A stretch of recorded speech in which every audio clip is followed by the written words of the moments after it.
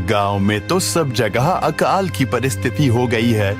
लगता नहीं कि अब इस गांव में ज्यादा दिन रुकना उचित होगा। काम के लिए बाहर गांव तो जाना ही पड़ेगा।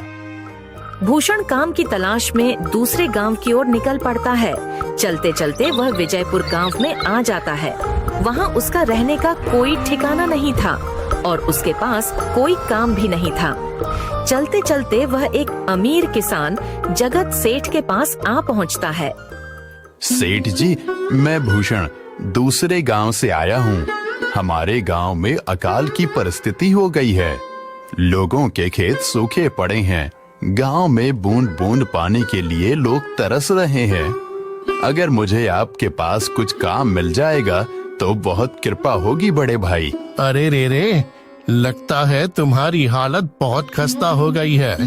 ठीक है, वैसे मेरे पास एक काम तो है, पर लगता नहीं कि तुम वो कर पाओगे। सेठ जी, आप चिंता ना करें। मुझे आप कोई भी काम दे सकते हैं। मैं वो काम पूरी मेहनत और ईमानदारी से करूंगा। अच्छा ठीक है भूषण, तो कान खोल कर सुन लो। मेरे पास 50 गायें और 50 भैंसे हैं। तुम्हें हर रोज इन जानवरों का गोबर निकालना होगा और रोज सुबह शाम उन्हें चारा पानी देना होगा। महीने के आखिर में तुम्हें इस काम के लिए 200 रुपए मिलेंगे। और हाँ, 2 वक्त का खाना भी हमारी तरफ से मुफ्त दिया जाएगा। बोलो, क्या तुम ये काम कर पाओगे?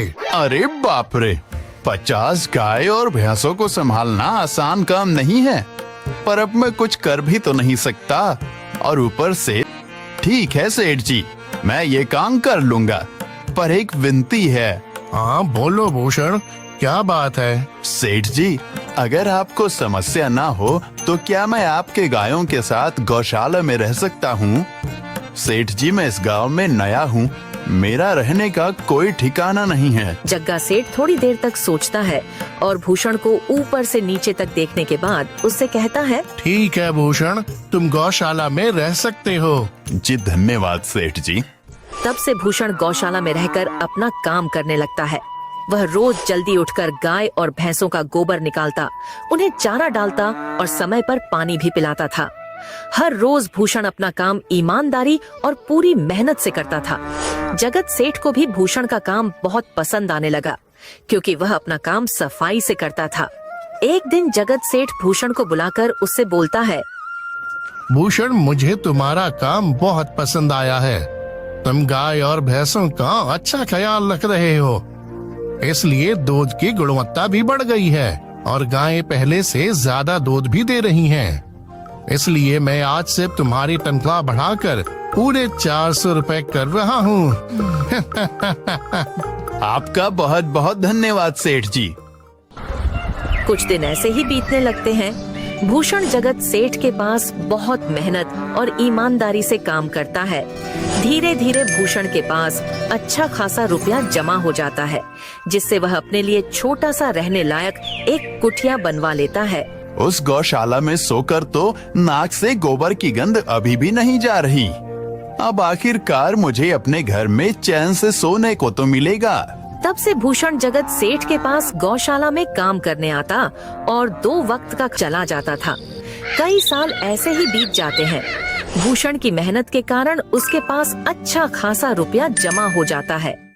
एक दिन भूषण जगत सेठ से बोलता है, सेठ जी, आजकल गांव में चोरी की समस्या बहुत बढ़ गई है और मेरे पास कुछ रुपए भी जमा हैं जो मैंने अपने घर में रखे हुए हैं, पर मुझे उन पैसों की चोरी की चिंता हो रही है। आपको तो पता है कि मैं दिन भर आपके पास ही काम करता हूँ और सिर्फ रात में ही घर सोने जाता हूँ, इसलिए मुझे रोज उन पैसों की चोरी की चिंता सताती है। हाँ भूषण, तुम बात तो बिल्कुल सही कह रहे हो।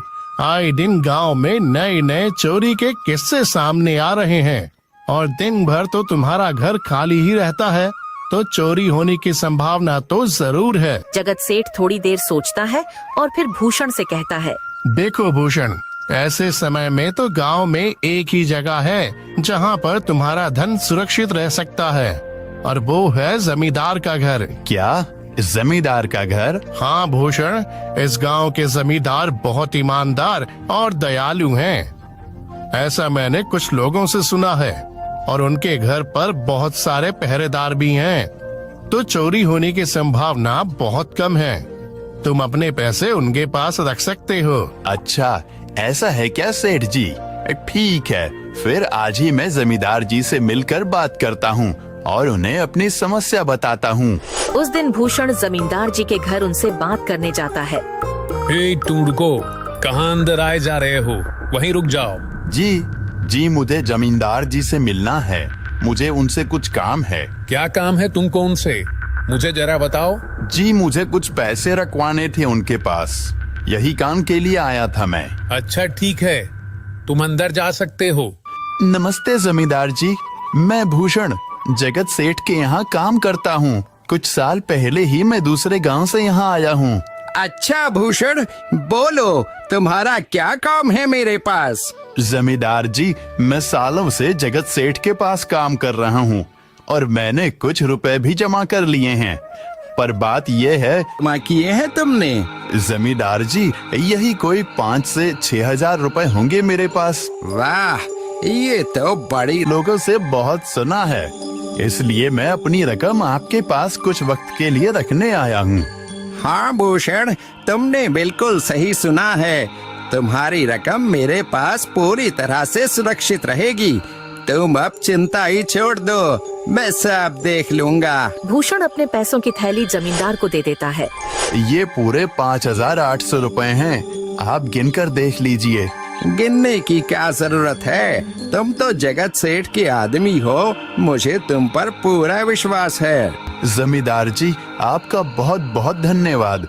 अब मुझे चोरों का कोई डर नहीं है, क्योंकि मेरे पैसे सुरक्षित हाथों में हैं। अरे भूषण, कोई बात नहीं, धन्यवाद तो मुझे बोलना चाहिए, जो तुम मेरे पास आए अपने रुपए रखने के लिए। भूषण अपने पैसे हाँ भूषण, तुम्हारे पैसे मेरे हाथों में ही अच्छे लगते हैं। सेठ के यहाँ काम करते हुए। वैसे सेठ जी तो बहुत अच्छे इंसान हैं, पर सोच रहा हूँ कि खुद की जमीन लेकर उस पर मेहनत करूँ, तभी मैं बड़ा आदमी बन सकता हूँ। अब जो मेरे पास थोड़े कुछ पैसे हैं और जो जमींदार के पास कुछ पैसे संभालने के लिए दिए हैं, वो जमा करके थोड़ी जमीन खरीद लूंगा। आज ही जमींदार से मिल। ये सोचकर भूषण जमींदार जी के घर चला जाता है। जमींदार जी, मैं अपने रुपए वापस लेने आया हूँ। आपके पास मैंने 5,800 रुपए दिए थे संभालने के लिए। अरे भाई साहब, मैंने पहचाना नहीं आपको, वैसे कौन हो आप? अरे जमींदार जी, मैं भूषण हूँ। पिछले साल मैंने आपको पैसे संभालने के लिए दिए थे, याद आया कुछ? अरे भाई साहब, मेरे पास कितने सारे लोग आते जाते हैं पैसे रखने के लिए, और सभी के साथ मेरा अच्छा व्यवहार होता है। वैसे आपके पास कोई कागजात हैं क्या? क्योंकि मैं हर व्यक्ति से कागज पर ही व्यवहार करता हूँ। किसने कितने पैसे दिए, किसके कितने पैसे रखे हैं, सबका व्यवहार रहता है। बात कर रहे हैं, आपकी ईमानदारी देखकर ही मैंने आपको पैसे दिए थे संभालने के लिए, और आप अब ऐसी बातें कर रहे हैं। कृपया करके मेरे पैसे मुझे वापस कीजिए। हाँ भूषण, मैं ईमानदारी से ही काम करता हूँ, इसलिए तो तुमसे मैं डॉक्यूमेंट्स मांग रहा हूँ। क्या तुम्हें पता नहीं, जब तुम किसी से पैसों का व्यवहार करते हो तो तुम्हें स्टाम्प पेपर पर लिख कर देना पड़ता है। तुम किसी से भी पूछ सकते हो। नहीं जमींदार जी, मैं आपके पैर पड़ता हूँ, कृपया करके मेरे रुपए मुझे दे दीजिए। बड़ी मेहनत से मैंने वो पैसे जमा किए थे, मुझ पर ऐसा अन्याय ना करें। अरे क्या ये झूठ मूठ का रोना धोना लगाया है? लगता है तुम ढोंगी हो और मेरी ईमानदारी और भोलेपन का फायदा उठाकर मुझसे ये रुपए लेने आए हो। रुक, तुझे अभी सबक सिखाता हूँ। जमींदार अपने आदमियों को बुलाकर भूषण की पिटाई करने को कहता है। इसे तब तक मारो जब तक ये बेहोश ना हो जाए। इस 2 कौड़ी के आदमी ने मेरी ईमानदारी पर सवाल उठाया है, इसे छोड़ना मत। जमींदार के आदमी भूषण को डंडे से खूब मारते हैं। फिर भूषण दुखी होकर अपने घर चला जाता है। भूषण के शरीर पर घाव के निशान स्पष्ट दिखाई दे रहे थे। 2 दिन से भूषण घाव के दर्द के कारण जगत सेठ के घर काम के लिए नहीं जा पाता है। इसलिए अगले दिन जगत सेठ भूषण के पास आ जाते हैं। वह देखते हैं कि भूषण खाट पर सो रहा है और वह बड़ा ही चिंता में नजर आ रहा है। भूषण भाई, तुम 2 दिन काम पर नहीं आए, क्या हुआ भाई? तबीयत ठीक है ना तुम्हारी? कुछ समस्या है क्या? अरे सेठ जी, आप खुद यहाँ आए हो। आप खबर भिजवाते तो मैं खुद चला आता। अरे भूषण, कोई बात नहीं, तुम्हें देखकर लगता है तुम बीमार हो। क्या हुआ है तुम्हें? जगत सेठ, क्या बताऊं, जिस जमींदार के पास पिछले साल मैंने अपने पैसे संभालने को दिए थे, वो आज मुझे पैसे वापस नहीं करना चाहता। वो बहुत लालची इंसान है, वो लोगों को ठग रहा है। और जब मैंने बाद में गिड़गिड़ाना शुरू किया तो उसने डंडे से मार मार कर मेरी पिटाई करवा दी और मुझे वहां से धक्के मार कर निकाल दिया।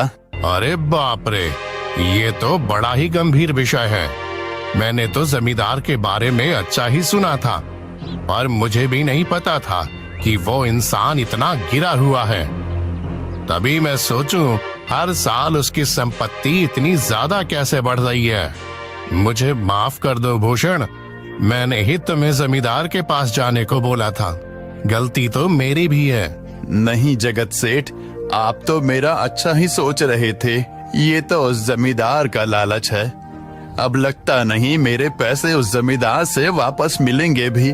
भूषण, मेरे पास एक तरकीब है जिससे मैं तुम्हारे पैसे तुम्हें वापस दिला सकता हूँ। जगत सेठ भूषण के कान में सारी तरकीब बताता है। ठीक है सेठ जी, हे ऊपर वाले, ये तरकीब कामयाब होने दीजिए।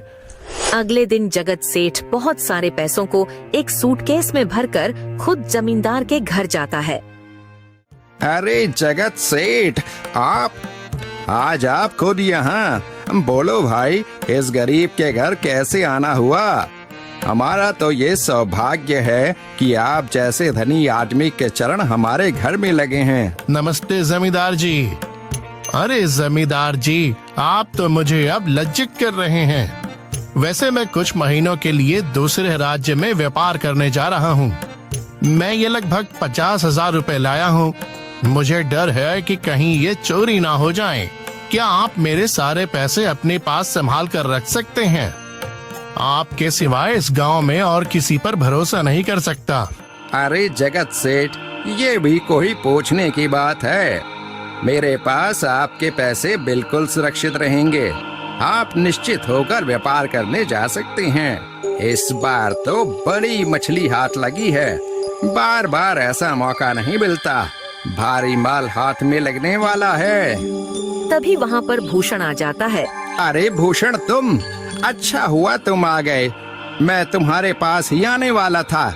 मुझे माफ करना, उस दिन तुम्हें पहचान नहीं पाया। इतने सारे लोग मेरे पास आते हैं तो जरा परेशानी होती है, पर मैं अपनी बातों का बड़ा पक्का हूँ। हाँ रुको, मैं तुम्हारे सारे पैसे अभी देता हूँ। जमींदार भूषण के सारे पैसे उसे लौटा देता है। माफ करना भूषण, मेरे आदमियों ने तुम्हारे साथ उस दिन बदतमीजी की। मैं आज ही उनको काम से निकालता हूँ। भूषण बिना कुछ बोले वहाँ से चला जाता है। अरे क्या बात है जमींदार जी, आप तो अपने बातों के बहुत पक्के हैं। तो ठीक है, मैं अपने सारे पैसे आपके पास रख सकता हूँ। जगत सेठ इतना बोल ही रहा था कि तभी वहाँ जगत सेठ का नौकर आ जाता है। मालिक, अब आपको बाहर के राज्य में जाने की कोई जरूरत नहीं है।